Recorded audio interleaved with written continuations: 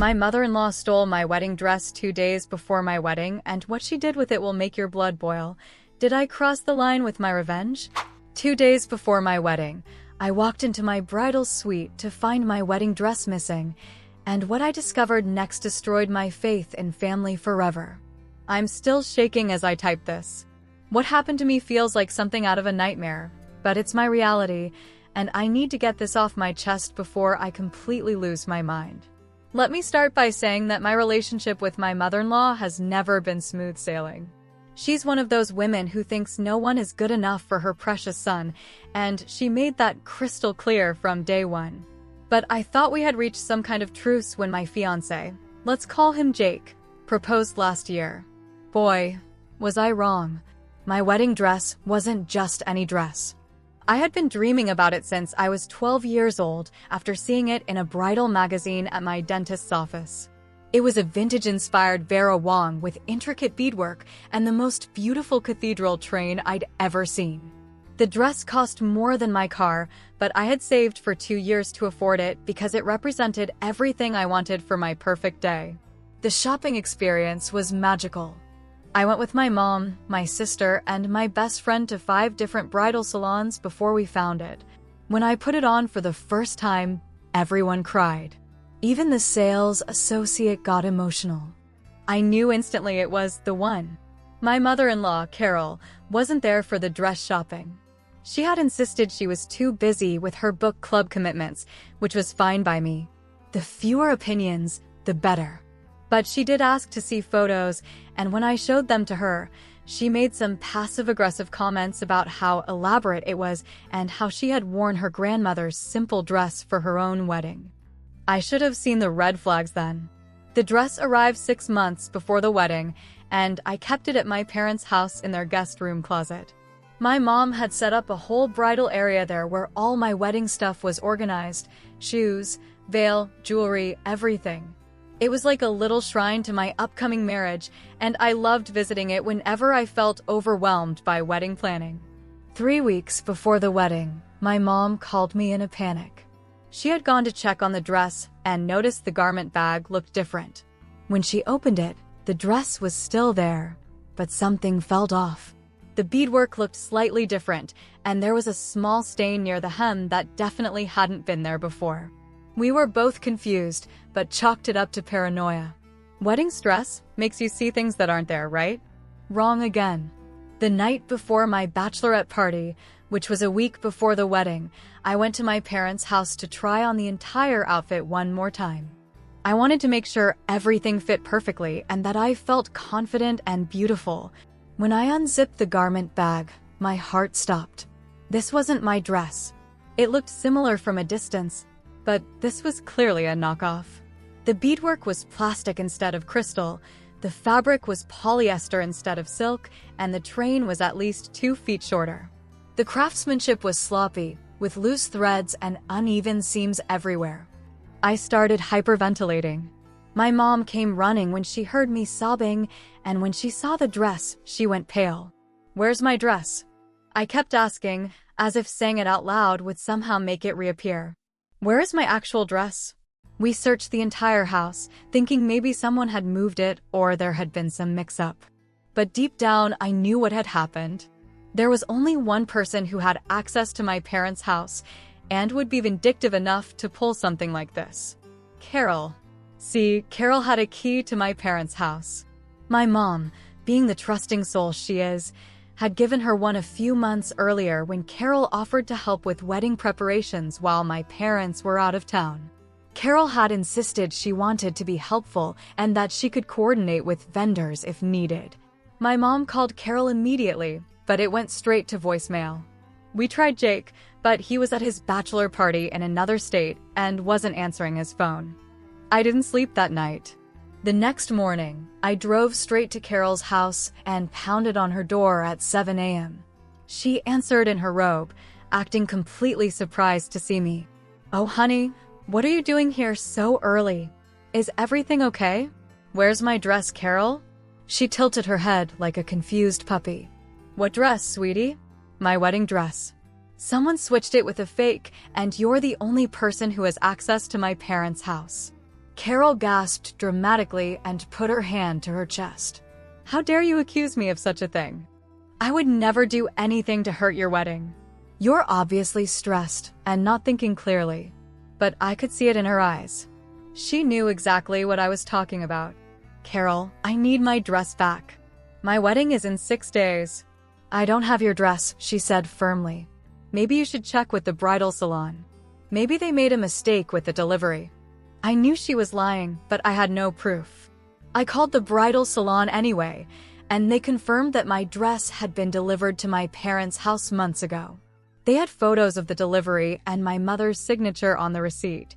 The next few days were hell.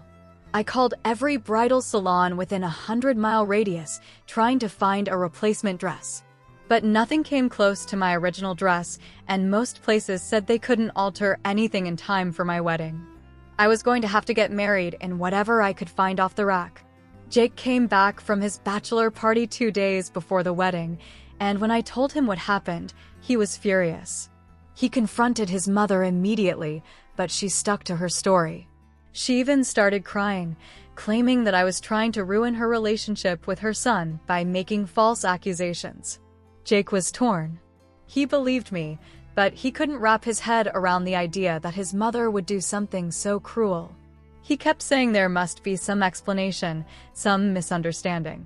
There was no misunderstanding. The morning of my wedding, my actual wedding day, I was getting ready in the bridal suite at our venue with a backup dress I'd bought off the clearance rack at David's Bridal. It was fine, but it wasn't my dream dress. It wasn't the dress I'd saved for and planned my entire wedding around. I was trying to hold it together for the sake of the day, but inside I was dying. That's when my maid of honor burst into the room with a look of pure rage on her face.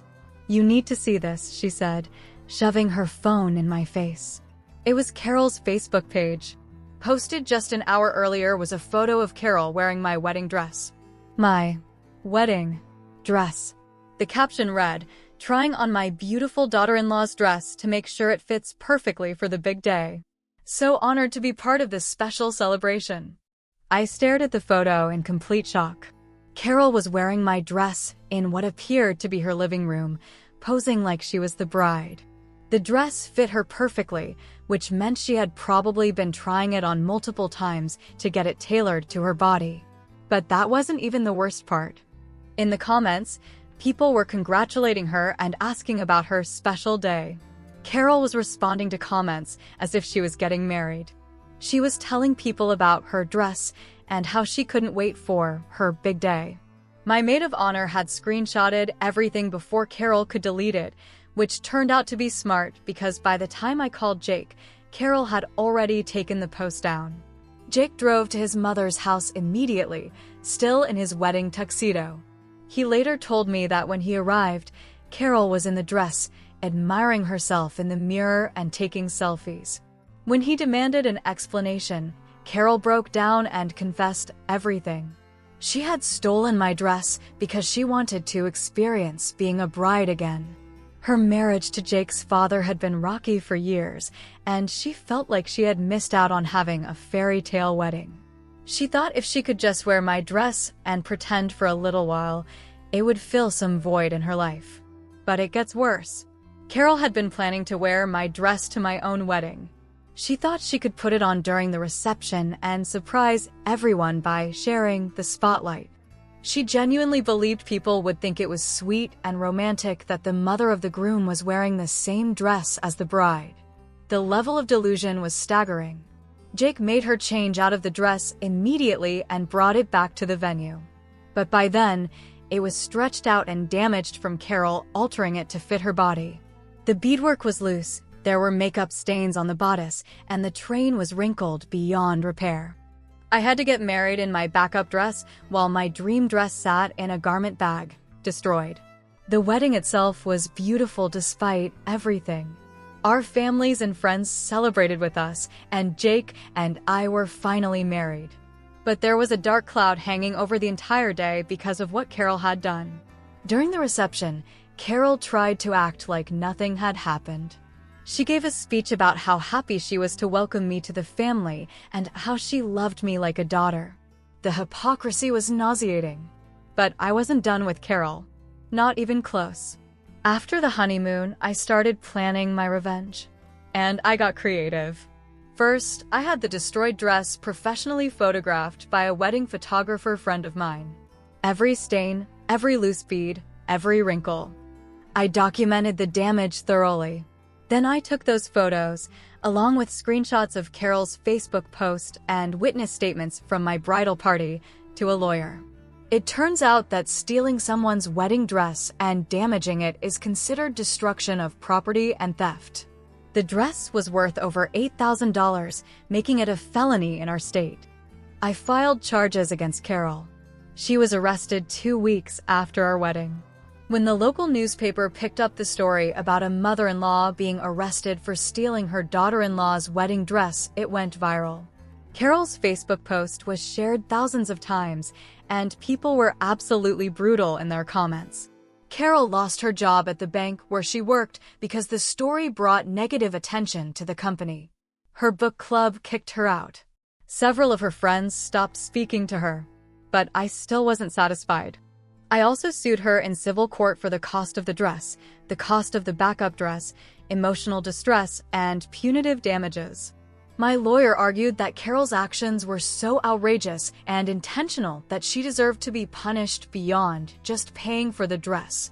The civil suit was settled out of court. Carol had to pay me $15,000 in damages plus my legal fees. Jake supported me through all of this, even though it meant watching his mother face criminal charges and public humiliation. He said what she did was unforgivable and that I had every right to seek justice. Carol pleaded guilty to theft and destruction of property. She was sentenced to 6 months in jail, though she only served 3 months and 2 years of probation. She also had to pay restitution for the dress and attend mandatory counseling. The criminal case made the news again, and Carol's mugshot was published in the local paper. She became known in our town as the wedding dress thief, and the story followed her everywhere. But the story doesn't end there. While Carol was in jail, Jake's father finally filed for divorce.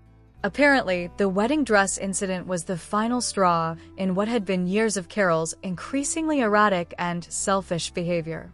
He told Jake that Carol had a history of stealing things from family members and friends, but he had always covered for her or made excuses. The divorce was messy.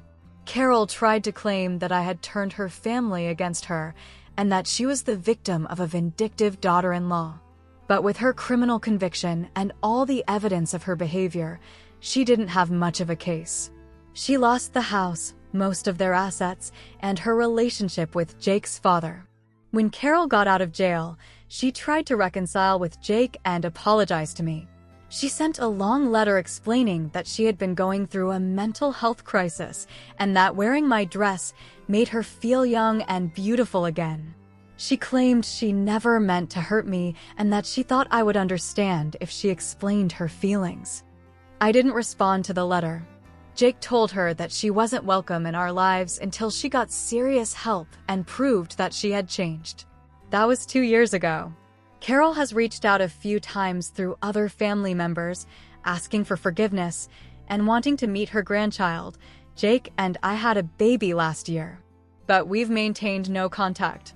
Jake's father, on the other hand, has been an amazing grandfather. He's apologized countless times for Carol's behavior and has gone out of his way to show that he supports our marriage and our family. The craziest part of this whole ordeal is how it affected other people in Carol's life.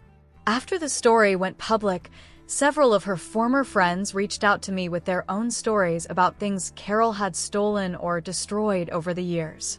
Apparently, she had a pattern of taking things that didn't belong to her when she felt jealous or left out. One woman told me that Carol had borrowed her grandmother's necklace for a party and never returned it. Another said Carol had deliberately ruined her garden party by turning on the sprinklers right before guests arrived because she wasn't invited. The wedding dress theft wasn't an isolated incident. It was part of a pattern of destructive behavior that had been going on for years. Looking back, I'm almost glad it happened the way it did. If Carol had succeeded in wearing my dress to my own wedding reception, the humiliation would have been so much worse. At least this way, her true nature was exposed before she could cause even more damage. My marriage to Jake is stronger than ever. Going through something this traumatic together showed us both that we can handle anything as a team. Jake has completely cut contact with his mother and has been nothing but supportive of my decision to pursue legal action. We've moved to a different state now, partly for Jake's job, but also to get some distance from all the drama. Carol doesn't know where we live, and we plan to keep it that way. Sometimes people ask me if I think I went too far with the criminal charges and civil suit.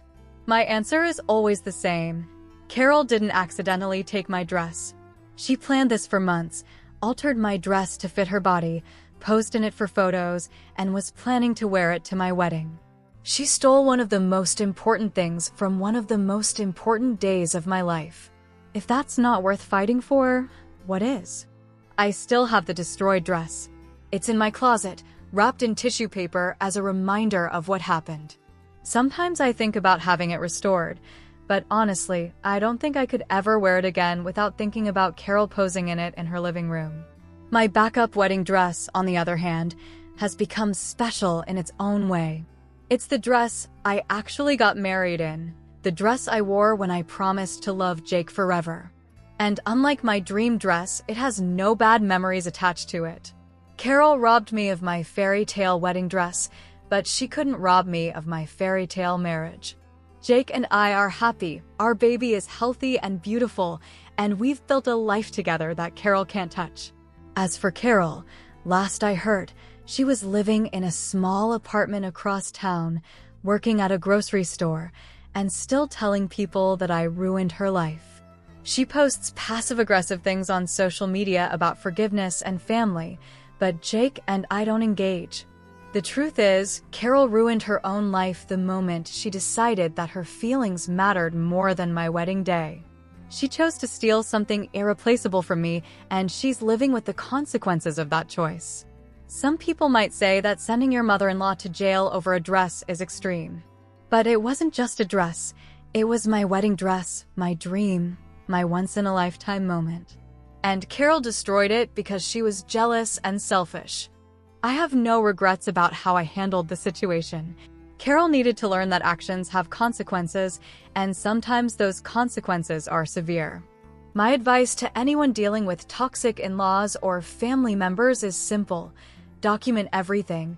Don't let people gaslight you into thinking you're overreacting, and don't be afraid to involve law enforcement when someone commits actual crimes against you. Family doesn't give you the right to steal, lie, or destroy other people's property. And being someone's mother doesn't excuse criminal behavior. Carol learned that lesson the hard way, and hopefully, her story will serve as a warning to other toxic family members who think they can get away with anything because family forgives. Not this family. Not anymore.